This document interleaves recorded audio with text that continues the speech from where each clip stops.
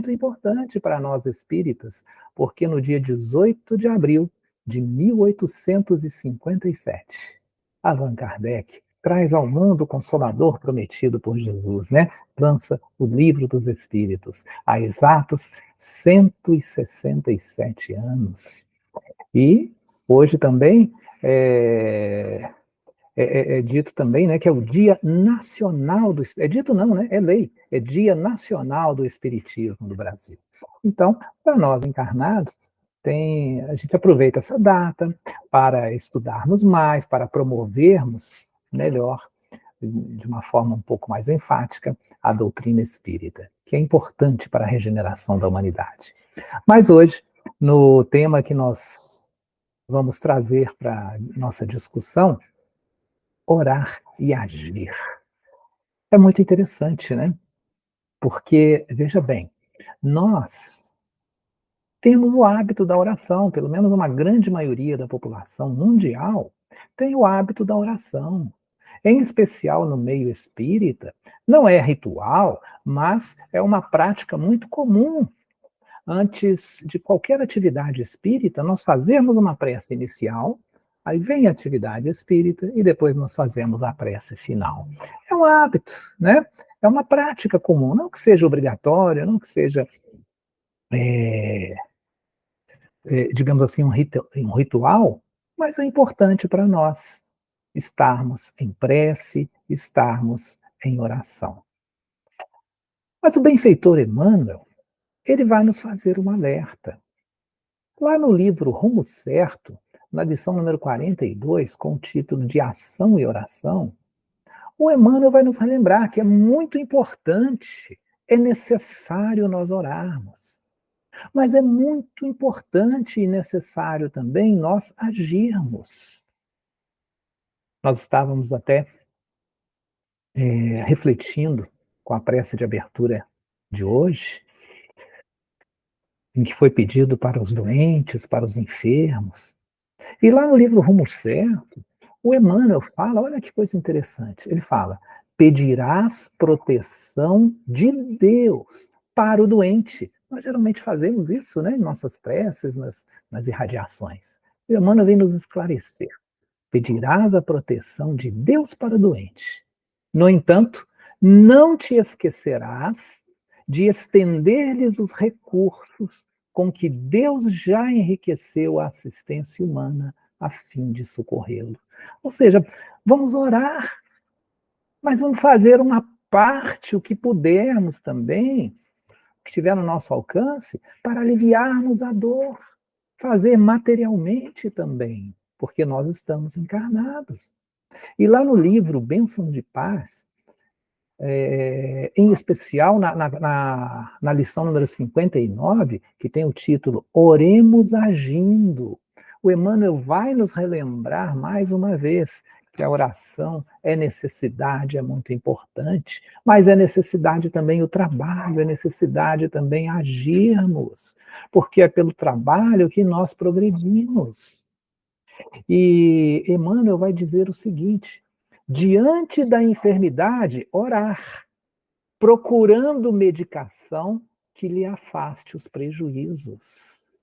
Então é importante nós orarmos, mas também procurarmos a medicação, procurarmos a assistência médica, procurarmos um profissional de saúde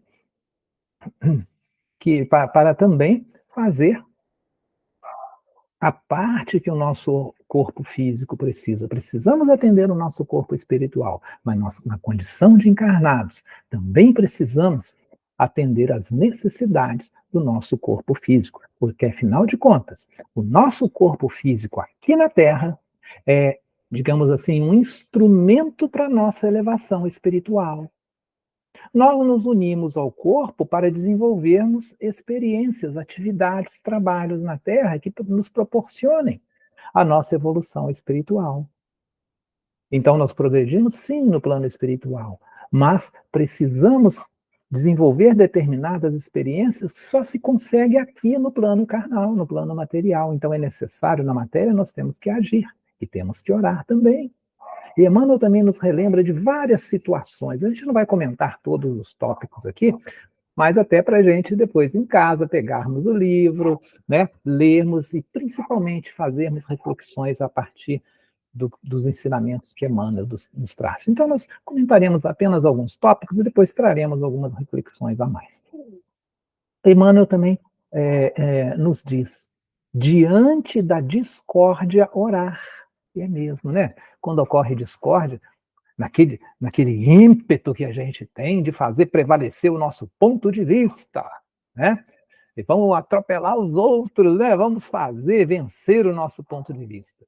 Às vezes tem algum problema familiar, algum problema com, com as pessoas que nos cercam, e a gente quer, de qualquer forma, resolver a discórdia. Mas quantos de nós, naquele momento que lembramos de orar? E Emmanuel diz, diante da discórdia, orar, edificando recursos para o estabelecimento da paz. Então vamos orar para pedirmos intuição, pedirmos discernimento, para que possamos tomar as melhores decisões, as que possam ser mais produtivas. Mas vamos fazer a nossa parte para restabelecer a paz, para a conciliação. Emmanuel também diz, orar sempre, mas agir cada vez mais para que se realize o melhor. Então, orar sim, olhar sempre, mas precisamos agir cada vez mais para que possamos realizar o melhor. E aí, nós trouxemos uma passagem de Jesus, que está lá em Marcos 14:38, onde Jesus diz para nós: vigiai e orai, para que não entreis em tentação, posto que o espírito está pronto, mas a carne é fraca. E aí muitos de nós, às vezes, a gente comenta essa passagem que é muito conhecida, a gente comenta lá, orai e vigiai. Não, não é assim. Não é assim que está na Bíblia. É vigiai e orai. Vigiai primeiro e orai em segundo. Jesus disse isso, né? Pouco na época da Páscoa, antes dele ser crucificado. Então, Jesus fala para os seus discípulos, seus apóstolos, discípulos que estavam ali, os seus seguidores, Jesus ia um pouquinho mais adiante e disse para os seus servidores, olha, fique aqui vigiando, não durma não, vigiem. Aí Jesus vai lá para fazer as suas orações, daqui a pouco Jesus volta e eles estavam dormindo. Aí Jesus fala, vigia, vigia. Aí Jesus sai, se afasta, depois volta, eles estavam dormindo de novo. Aí Jesus diz, vigiai e orai para que não entreis em tentação. Então, tem diferença entre orar e vigiar e orar? Tem, para o judeu isso é muito importante. A sequência em que as mensagens são escritas nas escrituras sagradas, na Torá, que é a escritura sagrada dos judeus, eles dão uma importância muito grande à sequência. Então vamos analisar essas palavras de Jesus. Vigiai, em primeiro lugar, e orai em segundo. Aí nós vamos comentar e fazer uma pergunta: para quem Jesus estava falando? Será que Jesus estava falando somente para aquelas pessoas daquela época? Somente para aqueles encarnados que estavam naquela região? A benfeitora Joana de Ângeles vem nos esclarecer que não. Jesus, na verdade, não estava se referindo à parte material daquilo que ele falava, não estava se referindo apenas aos encarnados, mas Jesus fala para o espírito. Olha só. Jesus não estava falando para o encarnado propriamente dito. Jesus fala para o espírito. Nós somos espíritos. Aqueles encarnados que estavam ali ouvindo Jesus também são espíritos. E o espírito, ele é criado por Deus e nunca vai deixar de existir. Vai viver para sempre. O espírito é imortal. Então, as palavras que Jesus falou naquela época, Jesus fala para o espírito. Então, o espírito absorve, reflete, aprende com os ensinamentos de Jesus e vai poder levá-lo para o resto da eternidade, porque o espírito é imortal. Por isso, a expressão palavras de vida eterna, porque Jesus fala para o Espírito. E se Jesus fala para o Espírito, ele não está dizendo nada de material. Ele usava palavras materiais para que as pessoas pudessem entender, ele utilizava as coisas que as pessoas daquela época estavam acostumadas a usar, que entendiam, ele falava de palavras simples, falava, se referia a coisas materiais, mas que no fundo aquilo tinha uma mensagem moral, uma mensagem espiritual. Era o recurso didático que Jesus utilizava. Mas ele estava falando para o espírito, o que é válido aqui na terra, é válido no plano espiritual. Então, aqueles ensinamentos de Jesus que os evangelistas nos trazem, eles valiam para aquela época, vale para hoje, vai valer para daqui a 100 mil anos, daqui a 1 milhão de anos. Porque são palavras de vida eterna, Jesus fala ao espírito. Então, vamos analisar. Naquela ocasião, os judeus, eles davam muita importância para a sequência das palavras. Então vamos tentar contextualizar. Vigiai e orai. Então, se Jesus estava falando para o Espírito, ele não estava falando para a gente arrumar câmera de vigilância para tudo enquanto é lado, vigiar somente as ações materiais, mas é vigiar o quê? Ele está falando para mim, Aramis. Ele está falando para Aramis numa encarnação anterior. Ele está falando também para Aramis numa outra encarnação que vai ter um outro nome, evidentemente. E está falando para Aramis espírito, lá no plano espiritual. Em qualquer lugar que eu esteja. Então ele está falando para nós, está falando para você, está falando para Kelly, está falando para cada um de nós em particular. Então, eu preciso vigiar. Nós precisamos vigiar, mas vigiar o quê? O que a gente precisa vigiar? O inimigo? Porque Jesus estava se referindo naquela época para os seus discípulos, apóstolos e seguidores. Vigia. Vigiar o inimigo? Vigiar o inimigo. Qual que é o nosso pior inimigo? Nós mesmos. Opa, mas peraí. Então, mas o que eu preciso vigiar? Eu sou inimigo de mim? Mas como assim?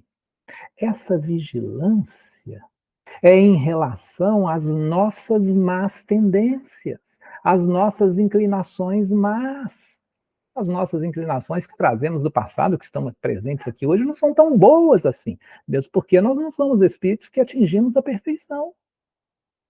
Então, vigiar os nossos pensamentos, as nossas palavras e os nossos atos. 3 coisas. Emmanuel também nos diz isso. Pensamentos, palavras e atos. Olha a sequência, hein? Pensamento, primeiro. Segundo, palavras. Terceiro, atos. Mas por que vigiar o pensamento? Porque o pensamento é do espírito. Se nós estamos encarnados, por exemplo, nós pensamos. Em primeiro lugar, a gente pensa. Em segundo lugar, a gente fala. A vontade que a gente tem que falar, ela é coordenada pelo pensamento. Então, a gente fala aquilo que a gente pensou. E os atos? E depois a gente vai agir. Então, precisamos vigiar os nossos pensamentos, palavras e atos. Mas como eu estou encarnado, agora eu estou encarnado. Então, não preciso vigiar os pensamentos, que ninguém está sabendo aquilo que eu estou pensando. Eu vou vigiar as minhas palavras e os meus atos. Não, nós precisamos vigiar os pensamentos, porque nós somos espíritos. E a partir do momento que nós pensamos, nós já materializamos o pensamento.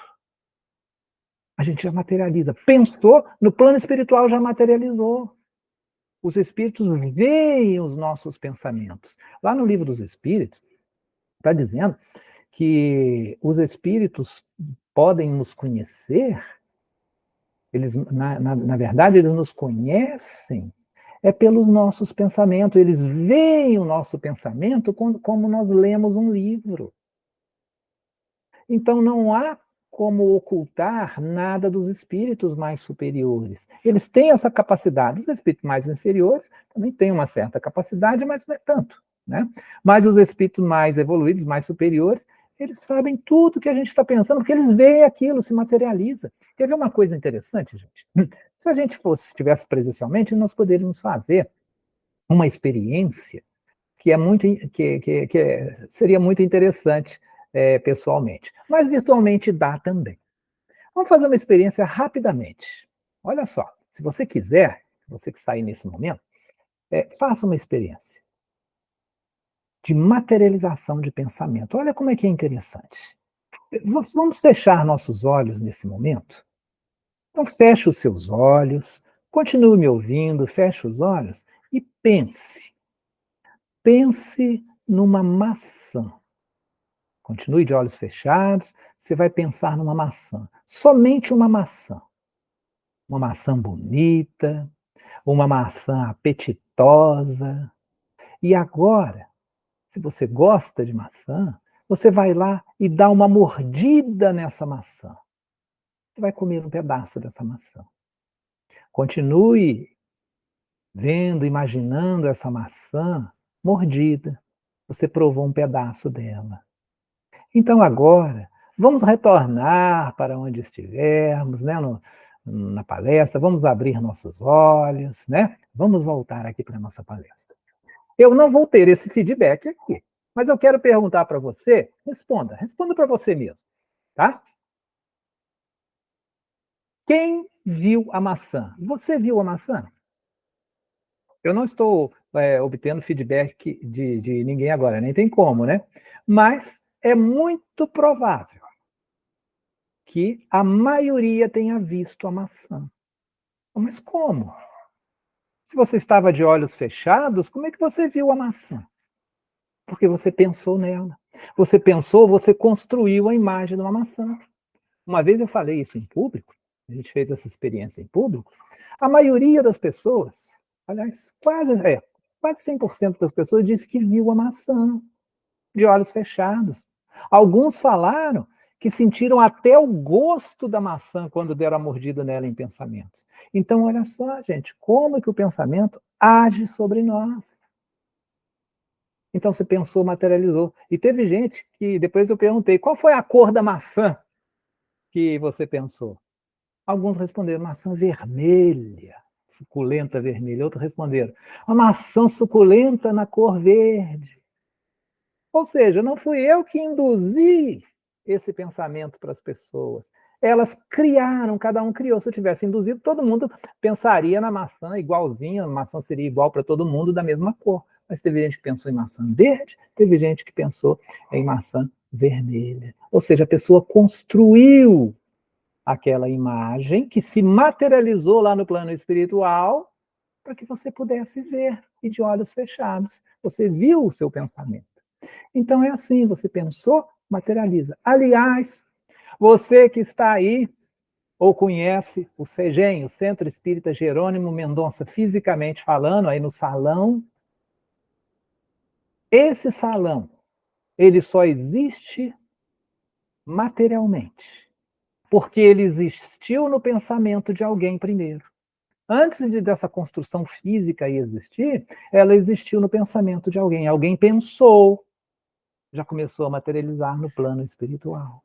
Aí depois pensou mais, fez modificação, foi modificando o seu pensamento, foi ajustando, fez um rascunho, conversou com alguém, fez um rascunho, conversaram, fizeram um projeto, passaram para outra pessoa, conversaram, né, transmitiram a ideia, entraram para a ação e hoje está edificado o salão, a casa Jerônimo Mendonça, fisicamente. Então é assim. O centro espírita, por exemplo, que existe hoje na materialidade, ele começou antes na espiritualidade, começou no pensamento de alguém. Então, olha a importância do nosso pensamento. E também as palavras são muito importantes. Aquilo que a gente fala é muito importante. Então, nós precisamos nos policiar, vigiar o que estamos falando. Mas para vigiar o que estamos falando, a gente tem que vigiar antes o pensamento. Senão a gente vai falar um monte de bobagem aí. Né? Então, nós precisamos pensar, raciocinar, escolher as palavras e falar. E mais do que escolher as palavras, nós vamos comentar aqui uma, uma lição. Agora, eu não estou me lembrando do livro, é um livro do André Luiz, me parece que é o livro Entre a Terra e o Céu, se a memória não estiver falhando. No livro Entre a Terra e o Céu, no capítulo 22, o capítulo é 22, né? E nesse capítulo 22, a irmã Clara, o André Luiz, ele é levado, ele vai visitar a irmã Clara, um espírito de alta envergadura, que está numa residência, numa escola, numa escola, é uma residência que ela transformou em escola. Então chega o André Luiz lá, e a irmã Clara está dando uma palestra, está dando uma aula palestra. E é uma escola que não tinha os trejeitos de uma escola tradicional, mas era uma casa, um ambiente bem familiar, então ela estava na sala maior da casa, estava conversando, fazendo uma palestra. E ela estava falando exatamente sobre o uso da palavra. Então a irmã Clara vai nos esclarecer da seguinte forma. Ela diz que as palavras, além do som propriamente dito, as palavras transportam energias elétricas dinâmicas que vão chegar a quem está ouvindo e vão afetar quem está ouvindo. Então, além das palavras, vem muita vibração, vem energia elétrica dinâmica. Aí nós começamos a pensar sobre o que a gente conhece de energia elétrica aqui na Terra. Energia elétrica dinâmica é energia em movimento. E a gente sabe, eletricidade, energia elétrica é elétron em movimento. E quando a eletricidade, os elétrons se deslocam, ou seja, quando há condução de eletricidade, uma eletricidade que é dinâmica, que fica variando de tensão, quando ocorre uma variação na tensão elétrica, ela forma, ao redor do fio condutor, ela forma um campo eletromagnético. E esse campo eletromagnético ele também vai chegar até aquela pessoa. Então, junto com as palavras, vem energias elétricas dinâmicas que vão afetar, podem afetar positivamente ou negativamente quem está na sintonia, recebendo aquelas palavras, recebendo aquelas energias.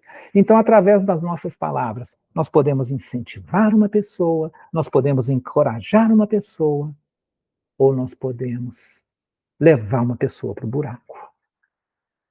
Nós podemos conduzir uma pessoa para o buraco.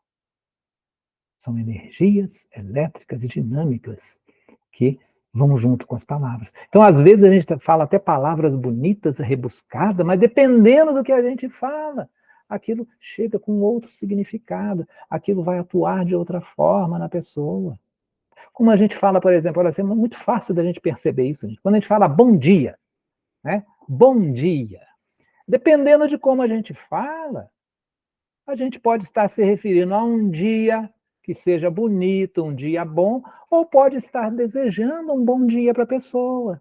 É um cumprimento, bom dia. É uma forma de cumprimentar. Mas também pode significar que a conversa não está muito boa, que a gente não agrada da outra pessoa, e é para encerrar a conversa e todo mundo cair fora. Né? Ou seja, bom dia. Né?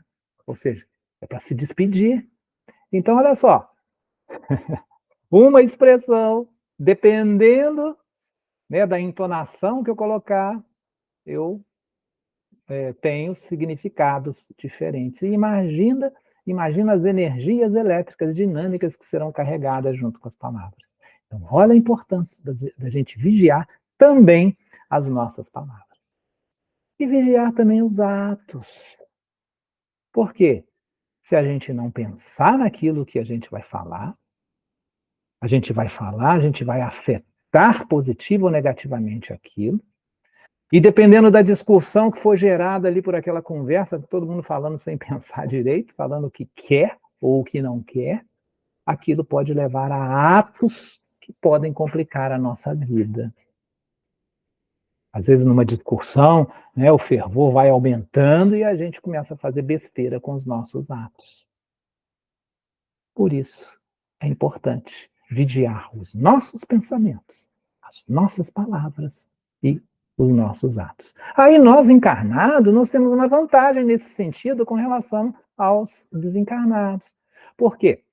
O espírito que está lá, desencarnado, ele pensou, já materializa. Aquilo já acontece imediatamente. Agora nós, ainda não, graças a Deus, porque os nossos pensamentos não são tão bons assim, né? De vez em quando a gente tem uma queda no nosso padrão vibratório de pensamento.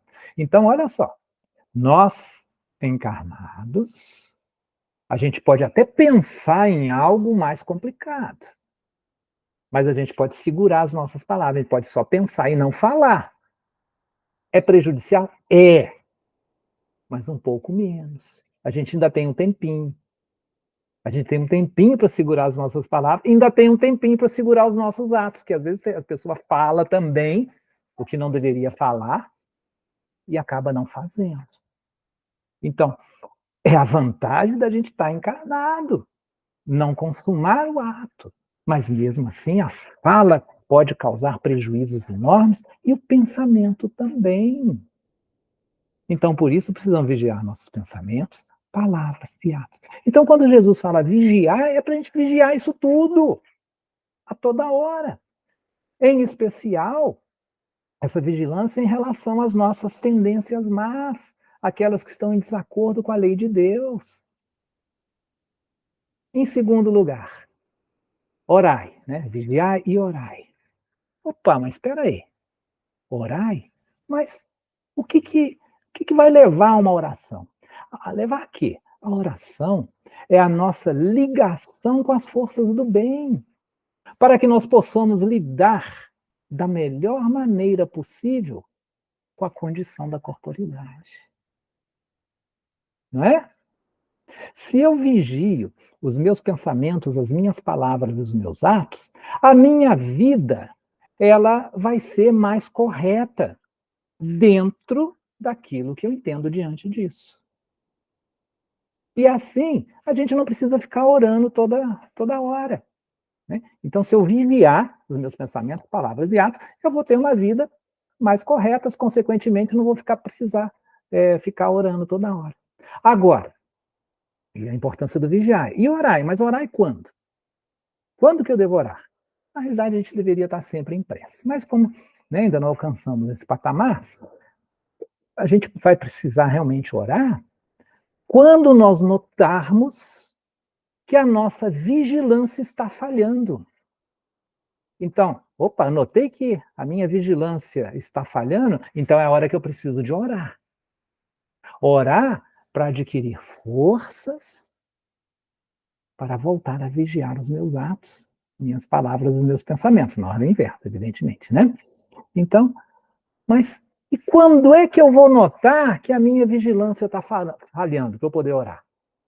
Por exemplo prático, toda vez que eu me sentir mais irritado.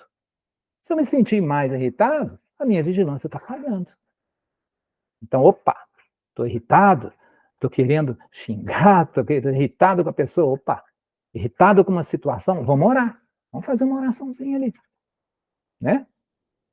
Não precisa ter palavras decoradas nem nada, uma oração sincera, para ajudar a gente a recuperar o nosso equilíbrio.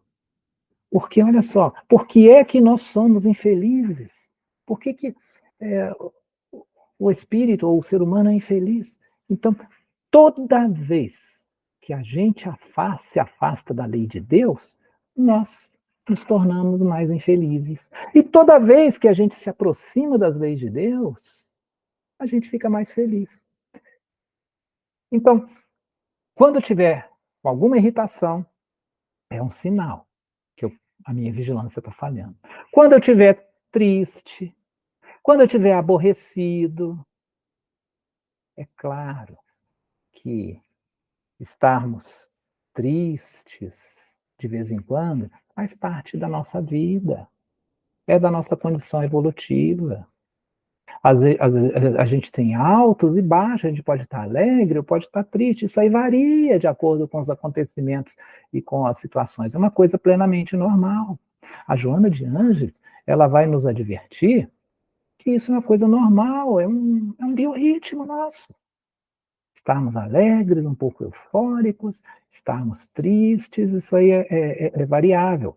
Mas o problema é o seguinte: o problema é ficar muito tempo nisso, tanto no estado de euforia quanto no estado de depressão. Porque às vezes a gente sente uma saudadezinha, fica meio triste, isso é comum de acontecer, é normal na nossa condição evolutiva. Mas se esse estado de tristeza persistir por mais algum tempo, persistir por um dia, 2 dias, 3 dias, aí a gente tem que tomar uma atitude. Aí a gente tem que arrumar um jeito de sair desse estado, senão isso vai levar à depressão, o que vai gerar inúmeros outros problemas. Então a gente sentiu uma tristeza, começou a demorar a passar um dia, 2 dias, 3 dias, então vamos fazer alguma coisa. Vamos ler um bom livro, boas obras, vamos praticar uma coisa boa, né? Vamos entrar em contato para nos aproximarmos de boas pessoas, vamos dedicar uma tarefa no bem. E se não der certo, aí a gente procura ajuda profissional. Mas toda vez que a gente se sentir triste, aborrecido, desanimado, também é falta de vigilância. Vamos orar, vamos pedir força, vamos pedir ajuda aos espíritos para que a gente possa sair desse estado. Também quando a gente estiver desanimado, quando a gente se sentir desanimado, quer dizer que a nossa vigilância está falhando. Então vamos orar para pedir ânimo, que às vezes a gente deixa, né? Ah, não, hoje eu não vou fazer essas coisas, não. Vou ficar em casa, não vou fazer aquilo que eu precisava fazer, não. Ah, hoje eu não vou no centro, não. Hoje está mais frio e tudo. Então começamos a ficar desanimados, nós estamos paralisando o nosso progresso, estamos ficando estagnados. Aí é hora de orar, né? Então, é isso, gente. É isso que nós precisamos fazer, né? Quando a gente está sem vontade de fazer as coisas, é um sinal que a nossa vigilância está falando. Aí é hora de nós buscarmos a oração, que quando ela é uma oração sincera, é uma conversa direta com Deus. Claro, gente, que dependendo da situação que a gente está passando, a gente pode ficar triste, né? Às vezes é muita dificuldade, é muita aflição, é muito problema, mas vamos orar, né? Às vezes a gente ora para alguém, aí a gente vai levar, puxa vida, mas se eu orar, se eu conversar com Deus, será que se eu pedir a Deus para mudar essa condição, Deus vai mudar? Se eu pedir a Deus para mudar aquela condição de outro, será que Deus vai mudar? Aí a gente vai lembrar lá dos princípios espíritas. Deus se modifica? Não. Deus é imutável. Consequentemente, suas leis são imutáveis. Então não vai mudar. Ai, não? Não. Então, mas a função da oração não é mudar Deus, não é a gente chegar a pedir, Deus, vem aqui, modifique isso aqui para mim. Não, isso não vai acontecer, porque a função da oração não é modificar Deus, não é mudar Deus, mas é mudar quem ora. Esse é o propósito da oração, mudar quem ora. Porque a partir do momento que quem ora muda, se modifica, e se modifica para melhor, as situações se modificam também. Quando a gente ora para alguém, não quer dizer que a nossa oração vai mudar os desígnios divinos, mas quando aquela pessoa está em sintonia, ela recebe aquela oração, ela vai ter momentos de refrigério, momentos de alívio, e naqueles momentos de refrigério e de alívio, ela pode despertar para algo. Opa, a coisa mudou, então quer dizer que eu posso sair dessa condição, eu posso mudar a minha condição mental, eu posso mudar a minha condição de palavra, eu posso mudar a minha condição de atos. Aí sai daquela condição.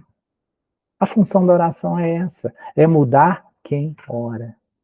E como orar? Mas como é que eu vou orar?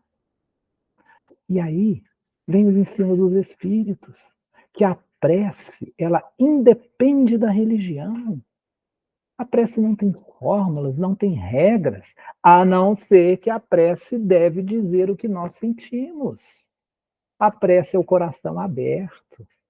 Nós não precisamos de um lugar especial, nem uma postura determinada para fazer prece, a não ser a postura do coração. É isso que a gente precisa para falar com Deus. E aí, deixa eu ver como é que está o horário aqui, ainda tem mais uns minutinhos. E aí a gente vai lá no capítulo 27 do Evangelho segundo o Espiritismo, né? Que vai falar sobre prece, né? O pedir e obtereis. E lá na parte que Kardec nos ensina a respeito da qualidade da prece, ele vai pegar o ensinamento também de Jesus, que Jesus vai nos ensinar a orar, que Jesus fala o seguinte, olha só o ensinamento de Jesus para orar. Quando orar,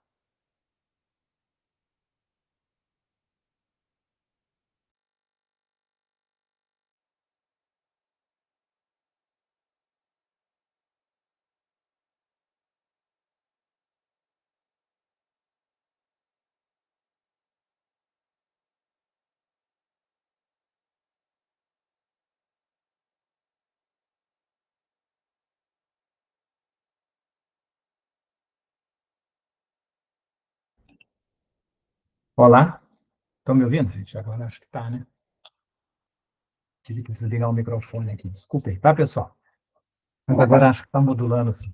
O som já não vai ficar tão legal, mas eu espero que a gente possa prosseguir. Então vamos lá. Lá no, no capítulo 27 do Evangelho segundo o Espiritismo, lá no item 1, Jesus vai nos ensinar a orar, em que ele diz o seguinte: quando orardes, não vos assemelheis aos hipócritas que gostam de orar de pé nas sinagogas e nos cantos das ruas para serem vistos pelos homens. Olha que vem a parte importante. Quando quiserdes orar, entrai para o vosso quarto. Tudo é importante, mas essa parte aqui eu até frisei. Quando quiserdes orar, entrai para o vosso quarto e, fechada a porta, orai ao nosso Pai em silêncio, em segredo, e vosso Pai, que vê tudo o que se passa, vos recompensará. Então, Jesus está nos ensinando a orar.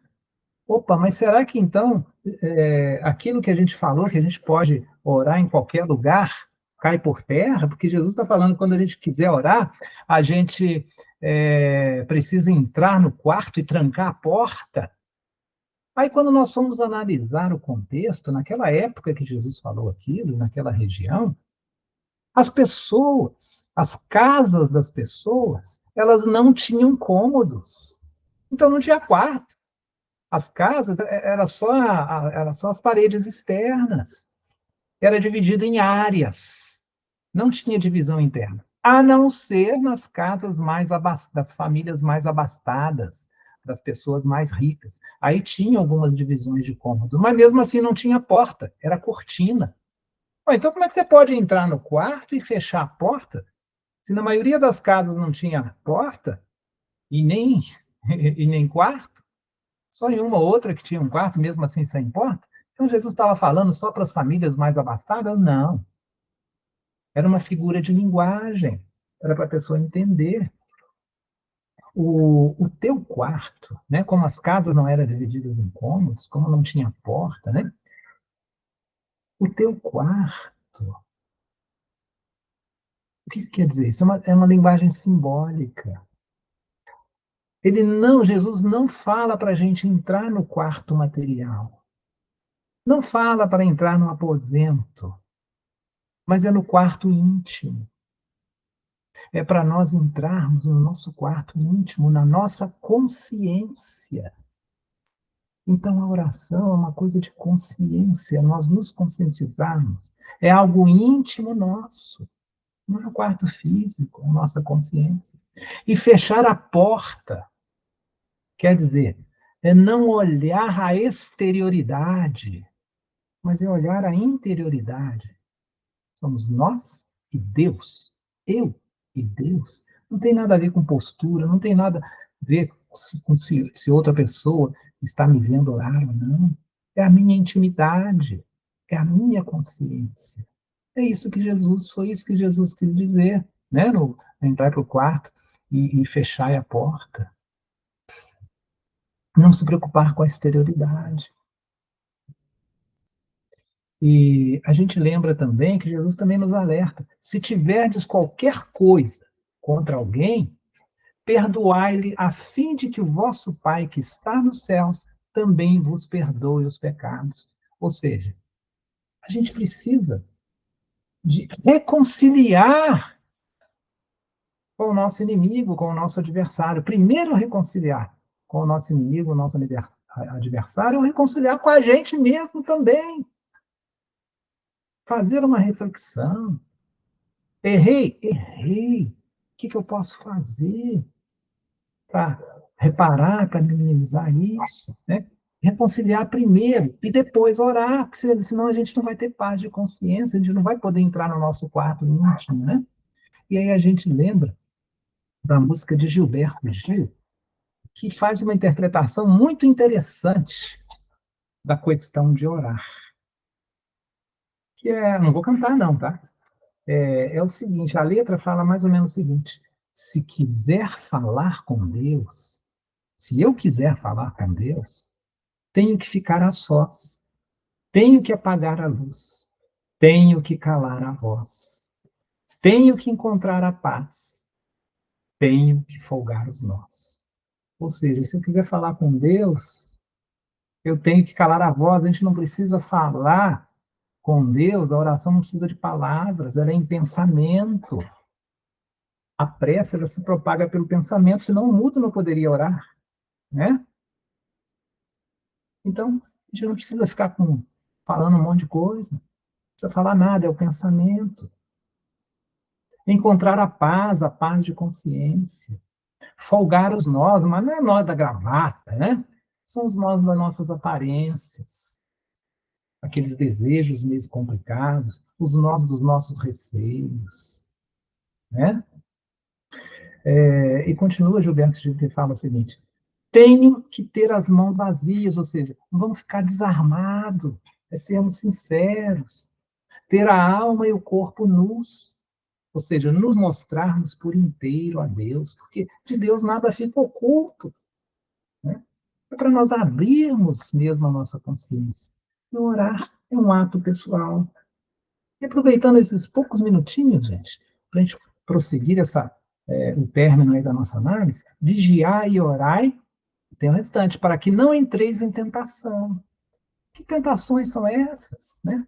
As nossas tentações são aqueles desejos escusos que a gente não tem força para que a nossa vontade prevaleça.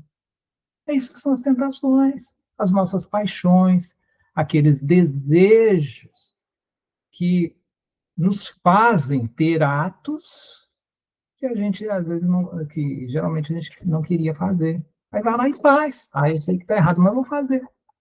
Né? Por isso que é preciso vigiar e orar, para que essas coisas não ocorram, não entrem em tentações. Posto que o espírito está pronto, mas a carne é fraca. O espírito está pronto, gente, o que é isso? O espírito está pronto. A segunda carta de Paulo aos Romanos diz o seguinte, que nós nascemos com a lei gravada em nossos corações, em que lá no livro dos Espíritos já nos fala de uma maneira bem mais clara. Onde está escrita a lei de Deus? A lei de Deus está na nossa consciência. Então, quando o Espírito é criado, a lei de Deus já está na nossa consciência. Então, em qualquer lugar que a gente esteja, a lei de Deus está todo dia prontinha lá. A gente é que esquece. Né? O que está certo e está errado está lá, na nossa consciência. E às vezes a gente esquece. Então, se a gente tiver dúvida, o que a gente faz? A gente ora. E a gente usa aquela regra de ouro ensinada por Jesus. Faça ao próximo somente aquilo que você desejar, você quiser que o próximo te faça. Essa é a regra de ouro. Então aí está, né? O espírito está pronto, mas a carne é fraca. Para terminar o nosso raciocínio, a carne é fraca. Se a gente for analisar lá a partir do original em grego, a palavra, isso aí foi um grande erro de tradução, a carne é fraca. Mas, pegando o original em grego, a gente vê que mas a natureza humana é fraca. Então, o espírito está pronto. A lei de Deus está toda ali na consciência do espírito. Mas a natureza humana é fraca. Mas como que é isso? A nossa condição humana É diferente da nossa condição no plano espiritual. A natureza humana é fraca, quer dizer que quando nós encarnamos, a nossa condição é bem diferente da condição do estado do espírito desencarnado. A começar pela limitação dos nossos sentidos, nós só podemos perceber as coisas ao nosso redor, o encarnado só percebe a coisa ao nosso redor, a partir dos nossos 5 sentidos, que é a visão, a audição, o olfato, o paladar e o tato. É assim que a gente compreende o mundo. E no plano espiritual a gente tem esses sentidos muito mais aguçados e outros também. Então a natureza humana é fraca, por isso que nós estamos limitados. Nós estamos limitados à condição genética, por exemplo. Nós estamos limitados a uma série de enfermidades do corpo físico. E aqui, nós, na Terra, nós temos a convivência com pessoas diferentes. A diversidade. E é assim que a gente aprende a utilizar essa utilidade. E tem uma coisa também que coloca a condição humana fraca, que é o esquecimento do passado. É uma condição necessária para nós, senão complicaria mais a nossa vida. Mas é algo também que bloqueia a nossa percepção. Lá no livro Renúncia, estou terminando, gente, só mais 2 minutinhos, tá? Lá no livro Renúncia, tem um diálogo de 2 espíritos de já bem evoluídos que vão reencarnar, né? Vão reencarnar aqui na Terra. E um deles fala o seguinte: o que mais me impressiona é o fantasma do esquecimento que nos obscurece o espírito lá na Terra. Antes da experiência, ou seja, antes de reencarnarmos, nós arquitetamos aqui no plano espiritual 1000 projetos de dedicação, esforço, perseverança. Mas quando a gente reencarna e chega o momento de executar isso lá na Terra, nós revelamos as mesmas fraquezas ou incidimos nas mesmas faltas. Eu sinto enorme angústia só em pensar que perderei novamente a memória. Então, está aí esse é um dos diálogos que ocorre nesse livro Renúncia.